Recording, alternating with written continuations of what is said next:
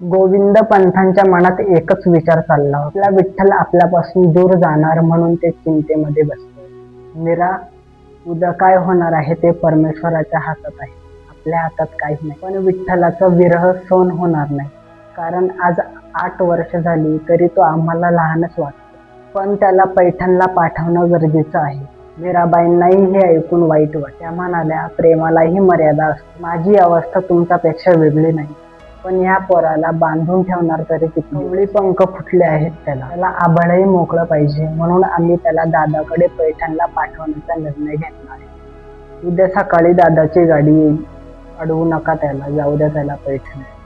गोविंद पंथांनाही मीराबाईंचं म्हणणं पटलं आणि त्यांनीही विठ्ठलाला पाठवण्याचा निर्णय घेतला. दुसऱ्या दिवशी पहाट झाली. मामा आले असं म्हणत बाल विठ्ठल धावत खाली आला आणि मामांना घट्ट मिठी मारली. कृष्णाजी पंथांनी गोविंद पंथांना नमस्कार केला. गोविंद पंथ म्हणाले, या भल्या पाठे निघाला होता. गोविंद पंथ म्हणाले, हो ना, ऊन चढण्या अगोदर परत फिरावं म्हणून पाठीच निघालो. कृष्णाजी पंथ हसत म्हणाले, विठ्ठल तुमचाच आहे, तुम्ही त्याला घेऊन जा, शिकवा आणि संस्कार द्या.